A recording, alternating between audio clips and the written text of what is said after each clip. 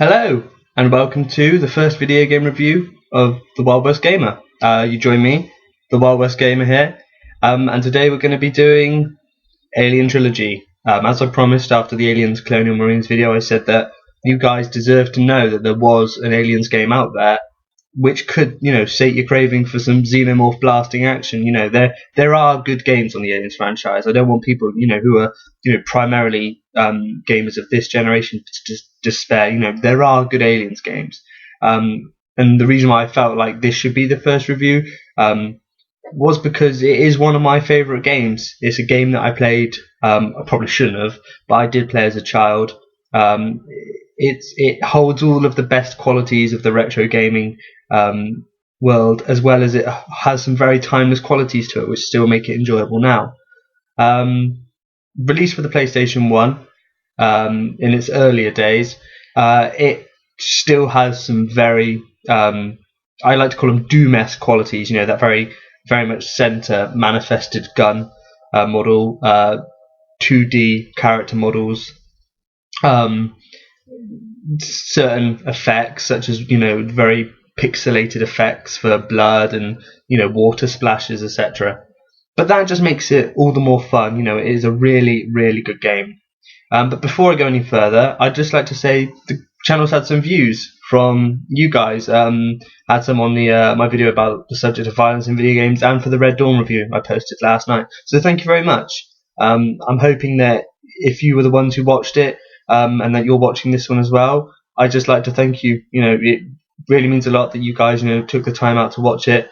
And please do come back and try and watch as many as you can, because I enjoy doing these. I hope you guys enjoy them as well, and I hope that we can grow the channel together. Perhaps that sounds a bit corny, but I'd really like it to be something that we can all invest in, and that you guys can make suggestions to me. I can ask you questions, you answer back, and really have this great sort of community going about the shared love of all things geeky. So moving on back to the game. Aliens Trilogy, based loosely on the Aliens films. You do play as Ripley. You play as Ripley, but you're not you're not the quintessential Ripley, the iconic Ripley, as I like to say, from the films.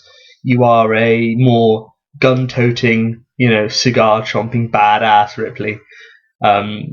You, for the majority of the missions, well, in fact all the missions, you've for some reason always scouting out ahead of the main Colonial Marines, clearing the area of any Xenos so that they can move forward.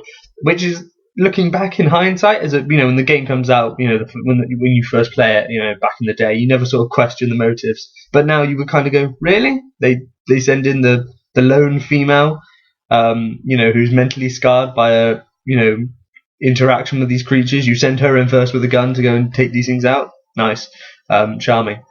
Not the grizzled veterans, of countless wars. No, send in the chick. She's the one that will clear the way for us, and then we can, do whatever it is we do. For good old Uncle Sam.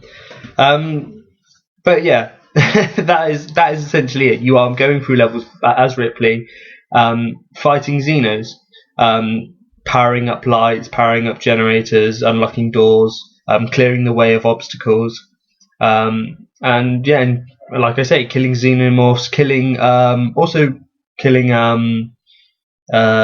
enemy soldiers. Not enemy, sorry, they're Weyland-Yutani security who have been infested, and of course they know what's going to happen. You know what's going to happen, but they can't accept that, so they will defend themselves or attack you.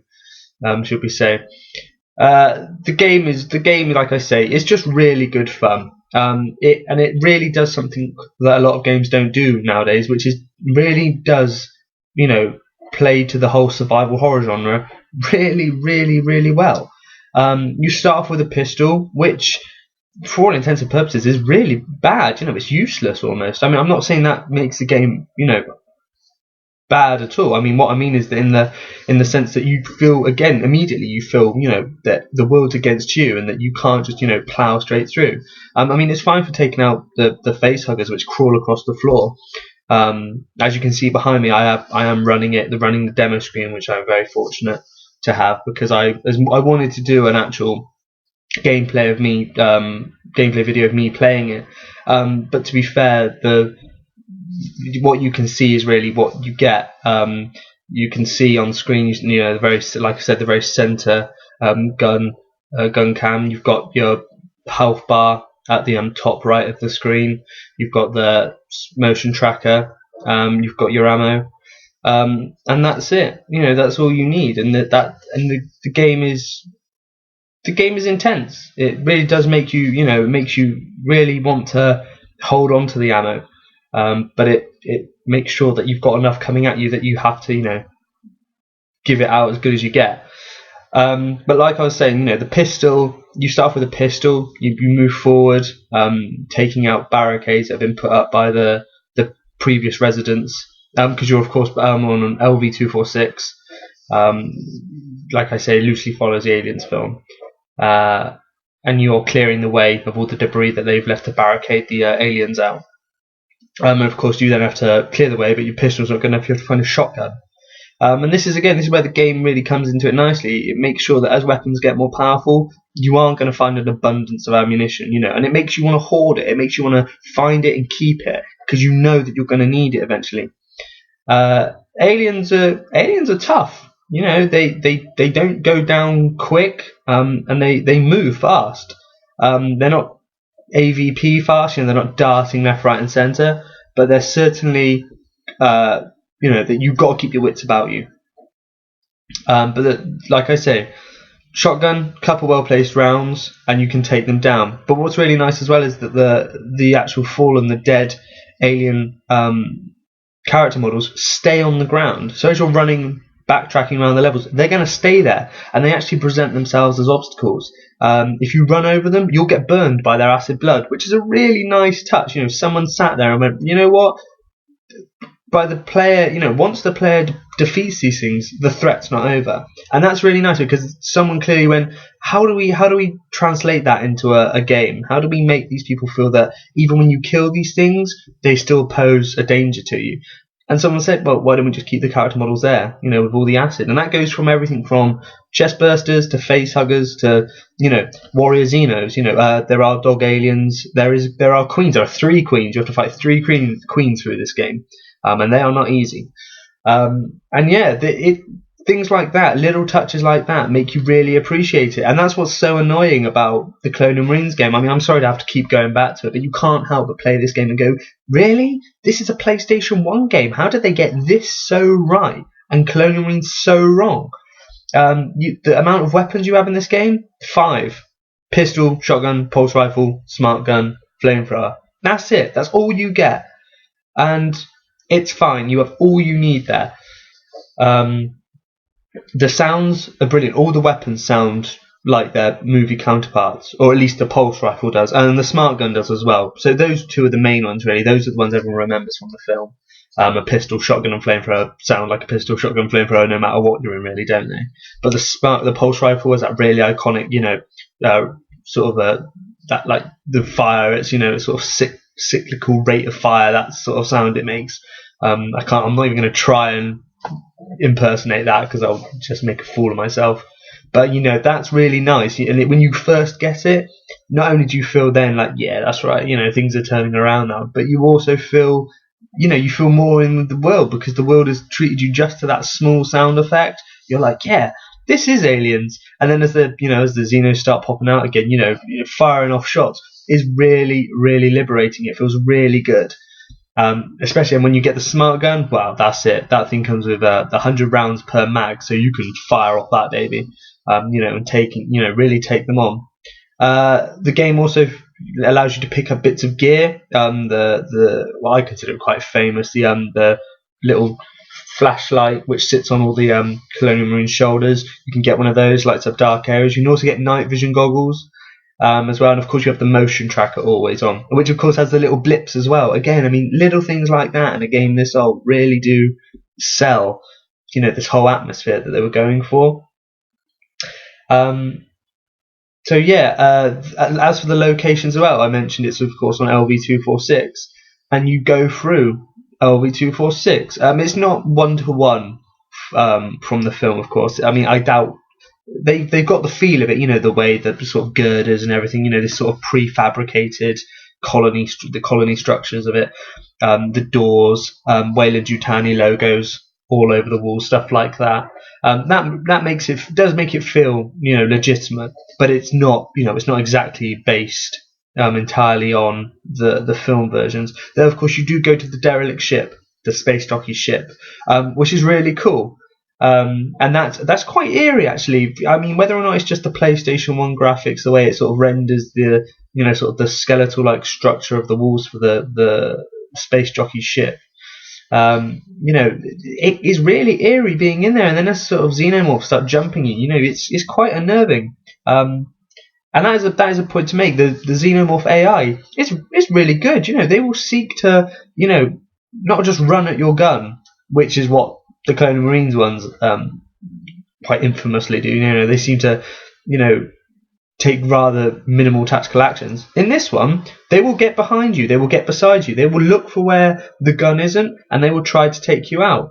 Likewise, facehuggers, they will skitter around and try and get in as close as you can underneath your gun, and then they will slowly come up this sort of, if anyone's ever played that quite iconic screen of the facehugger slowly coming up, and as your health slowly reaches 0, you're treated to a rather nice cutscene of a facehugger wrapped around Ripley's face. Oh, and that's another thing, is every time you die, depending upon your death, you're treated to a nice well, I say nicer, a cruel sort of taunting video of how you were killed. So there may be one of you was shot. You'll see Ripley get knocked back by a shotgun blast.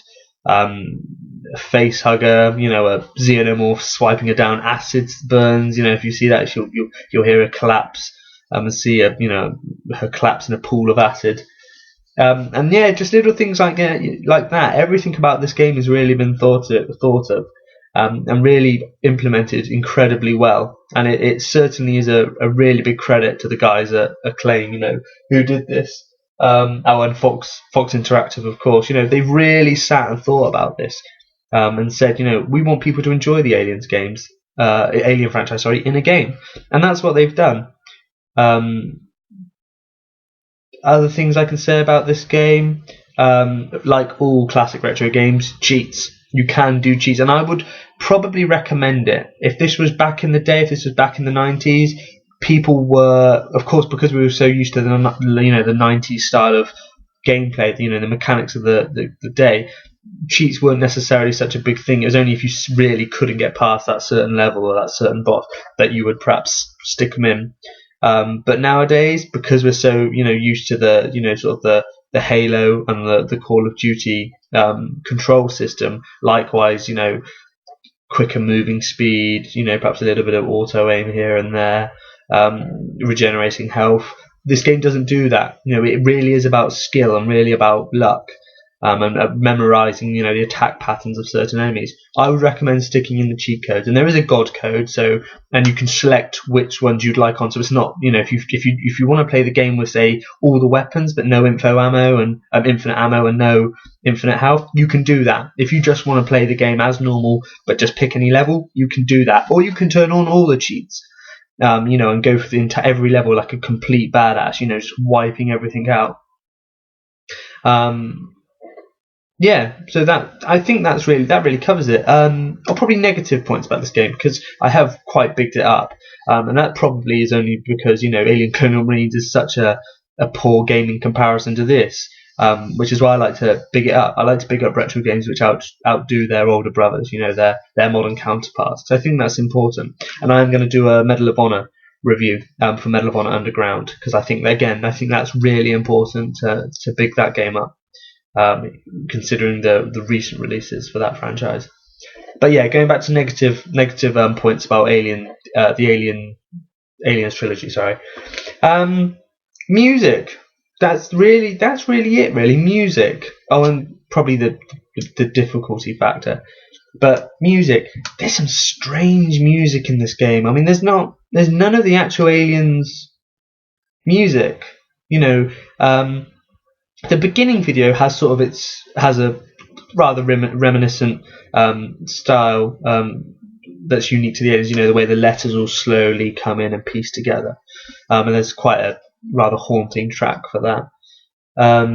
But yeah, the rest of it is really weird. You know, it's sort of like this pre-dubstep techno vibe going on, which I don't really understand why that is. I'm sure they could have probably got. I mean, it's not even like 8-bit music. You know, it's proper music. It's not like they would have had to sacrifice anything if they'd stuck in the actual Aliens music. And especially with Fox Interactive, you know, you would have been sure those guys would have, you know, just gone and given them the rights to the music. But you know, whatever, right? That's a small thing.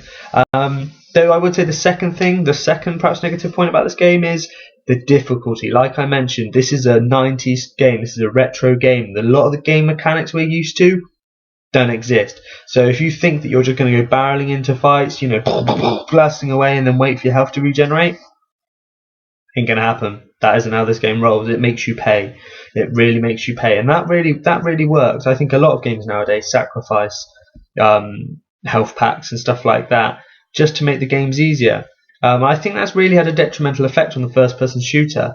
You know, games which encourage you to think tactically about encounters are always the best ones, because you know, I don't feel like nowadays there are enough water cooler moments. I like to call it. You know, there are no moments where I can't. The last time I played Call of Duty, and the next day went in, oh yeah, you remember that bit where I ran into that room and took out those 4 guys? Yeah, that was badass in that level. Yeah, ooh. You know, you can't say that because there's no skill really. I mean, yeah, I popped 4 AI characters. They popped me back, but I just regenerated. That's not cool. But in this game, running into a room and blasting 4 alien warriors, you know, with a shotgun, you know, square, you know, dead aim each one, and you know, not taking any hits. That's impressive. You know, this game, you know, it really, like, that's another thing, you know, that works in its benefit. Like in the films, you can't take on 100 of these things. You know, you can't, not 100, but like sometimes you'll be fighting 4 on screen at a time. You can't do that. You know, you can't do that without, you know, really thinking how you're going to do this. You know, don't wing it. You know, if you're outmatched, you back out. You bug out, man. You know, let's just call it game over, man. Game over. You know, sorry, if you do an Aliens review, you got to throw in a reference somewhere, haven't you? But yeah, this game makes you pay for stupidity. You know, stupid moves. You know, you go down the stairs and you see, you know, 2 aliens lurking around, and you go, yeah, come on, let's do this shit. You know, they're going to kick your ass. They will take you apart.